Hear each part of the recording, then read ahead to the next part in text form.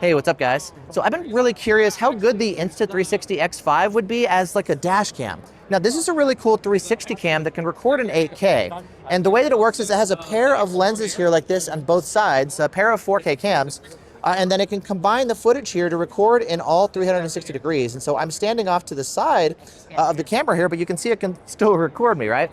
And so I've been kind of playing around with some of the settings and whatnot, and I wanted to take a look as far as like if you wanted to set this up as a dash cam, what would that look like? And this could be something that could be useful both in the car to record, off to the front and then around to the sides and the blind spots, and then also inside the car as well.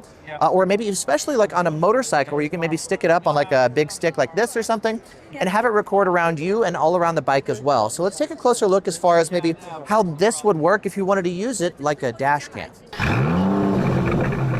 Now, the way that the camera normally works is you're going to be installing this, on the windshield or on a bike or something, and when you want to start recording, there's a button right here that you can press to start recording, and it's just going to kind of record indefinitely.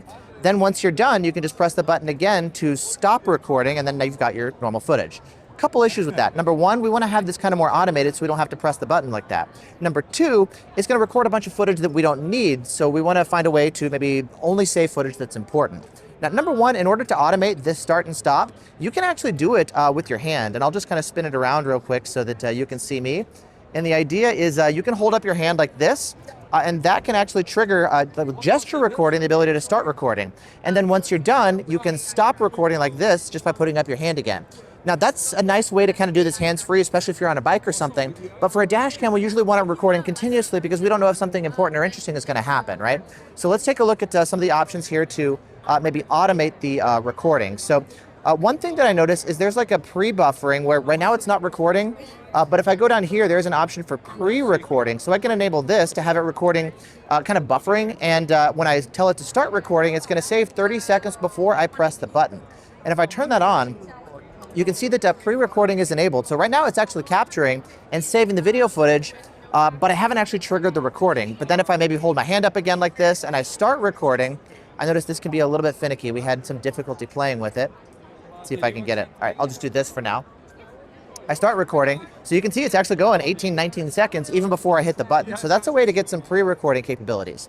Now that said, it's only 30 seconds, and I want it maybe, what if I want more recording capabilities? Well, there's a couple options here. So to do that, we'll turn this off. Now, if we take a look at the resolution options, right now I'm at 8K and 30 FPS. There are some options here for maybe loop recording. And to do that, if we go over to the camera here, we've got a video mode. There's also pure video, which is like low light recording, though oddly, this is not going to help with license plates. However, there is an option that you can do for 5.7K to give you HDR. And to do that, I'm going to go back over, let's just go to like normal video recording. And then we're going to go to the resolution option. You'll notice that it does support HDR, which can be really helpful, though this is really more for like daytime recording. It's not really optimized for license plates at night or anything. Now, if I wanted, I have to drop it down to 5.7K.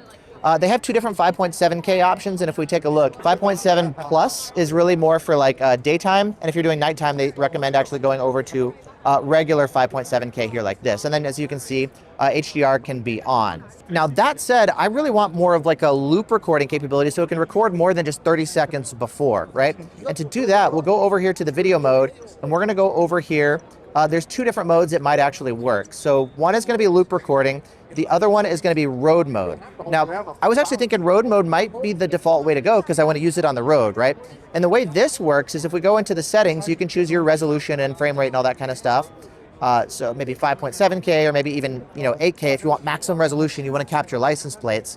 But the way this works is we can go choose our loop space, and we can choose basically how long it's going to record for before it begins overwriting the oldest footage.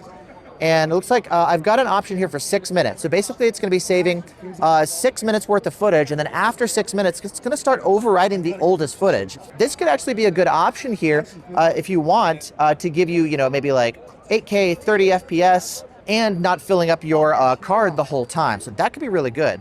If you want maybe shorter clips, we'll go back over here and we'll go to loop recording, and we'll select that. And this is going to allow us to do 5 minutes or 3 minutes or 1 minute or something. You can do 5 minutes here if you like. If you need to go shorter, But if 6 minutes is sufficient, and I think for most people that might be, you can go over to road mode here like this. And as you can see, it's just gonna start saving your video footage. And then as new footage comes in, it just starts overwriting the oldest footage. Same as loop recording, but the minimum option here is gonna be 6 minutes. So this, I think, might actually be a good option here for a dash cam. Now, another option that we wanna do, so we'll do this here for now.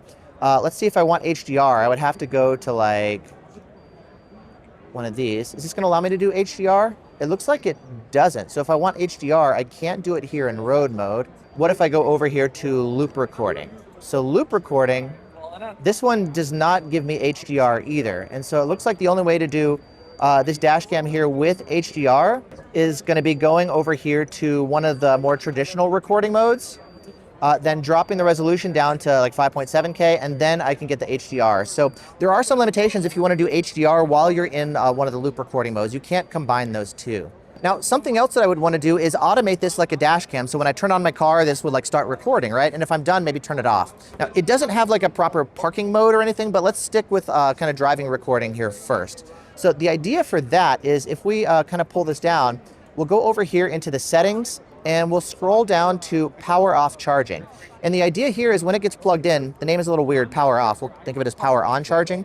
When we plug it in, normally it's only gonna charge, but we can actually go down here and have it charge and record. So it'll power on, it'll start recording, and then once we turn off the car, we can have it stop recording and turn off. Now, we can also go in here and even choose like, what settings we want. So there's 5.7K, maybe we'll do HDR and stuff, right? So we can choose our different settings and whatnot. Now to demo this, let's go ahead and just turn off the camera real quick. Then we're gonna unplug it here. So we're gonna simulate like the car is turned off, right? Then we're gonna go ahead and plug in the camera with USB. So it's getting power here like we turned on the car. And you can see it immediately wakes up and it starts recording here. So this could be a way to use it as like a more automated dash cam. Then once we're done driving, we turn off our car, the camera loses power. It's then going to go ahead and 5 seconds later basically turn itself off now that it stopped recording. So there are some abilities here to kind of make it more of like an automated dash cam if you want to use it for that. So we'll plug it back in here. It's going to go ahead and turn it back on and start recording here for us. And then if we want to like, just kind of manually control it, we can always press the button to stop recording. But it looks like it's going to go ahead and turn itself off here if we do that too. Now, what about parking recording? Well, this camera doesn't have any sort of parking recording capabilities. The idea is if you want to use it for parking recording, you would just have it running in your car, running off battery. Now, as far as the run times, they were telling me that in ideal conditions, you're going to be getting maybe 70 to 80 minutes or so on battery. So that said, when it gets really hot or really cold, that can drop. It might be 40 minutes, 50 minutes, 60 minutes using the internal battery. Furthermore, heat can really be an issue where these things can overheat when it gets really hot. I see that with a bunch of other cameras as well. Dash cams have more like higher heat tolerances, so that's not as much of an issue compared to a lot of these action cam type ones. Now, I asked them as far as any settings for maybe like, collision detection while your car is parked or motion detection, and they're like, no, there's nothing like that available in the camera. So really it would just be for continuous recording. You just leave it running in the car, and then in case something happens, you would have to go back through all the footage and find whatever it was, some suspicious person or somebody who hit your car or something. You'd have to find the video footage that way. And so I think this is really going to be optimized as like a driving recording dash cam. Now, he did mention that there are some ways to kind of like improve the capabilities for parking mode. People have actually maybe done like external motion sensors, for example. When it detects motion, that can trigger power being delivered here via USB, which can then wake up the camera and it can start recording. So there are some ways to maybe like DIY it a little bit if you want, but there's nothing natively built in here for parking recording. And so for that reason, I think this is really going to be optimized here just for maybe driving recording. And as far as the optimal settings, without testing it firsthand, I can't say for sure, but you can do 8K, 30 FPS for maximum detail to capture license plates and whatnot. If you'd like to enable HDR, you can do that as well, but the resolution does drop down to 5.7K. The HDR here in these cams is really optimized more for daytime, not as much nighttime. And so I don't know how good of a job this would do at capturing, like license plates at night with HDR enabled. So that would be something maybe to test. And then as far as the loop recording capabilities, if you're recording in 8K, you can get 30 seconds of pre-recording, and then you just kind of like, press the button or put your hand up or something to start normal recording, and it saves 30 seconds before you trigger the camera.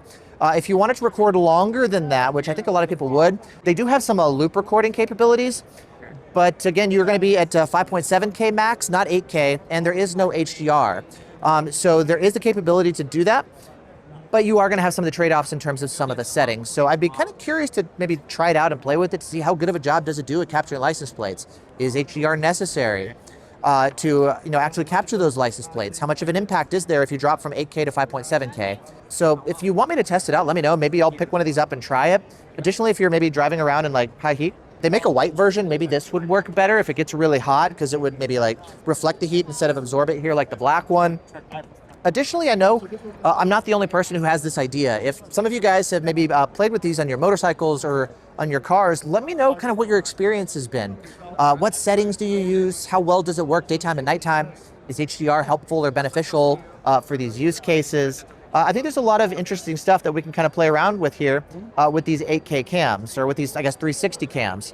And so definitely a cool idea. If you'd like to pick one up, I'll put a link down in the description to where you can get one as well. And I think this is kind of interesting, is like, yes, you can use it as a dash cam. It doesn't have maybe some of the like parking mode features, for example, but you can kind of make it work here for driving recording. And so it, again, seems like a pretty cool idea. And so anyways, there's a lot of fun stuff here at the show. I've been wanting to play with one of these here for quite a while, and this is perfect because I got a bunch of them here on display. I can ask people here who work for the company and kind of learn a little bit more about it and share with you guys as I start kind of playing around and learning here too. Again, I'm by no means an expert. This is literally the first time I've played with one here and tried it out. So if you guys know more, definitely let me know down in the comments. I'd love to continue learning and kind of playing around with it. But anyways, with that said, if you've been enjoying this video, maybe stay tuned for more as I continue walking around through the show here, finding interesting things that I like that I'd like to share with you guys. And so with that said, thanks so much for watching. Hope you guys are doing great, and I'll see you in the next one. Bye.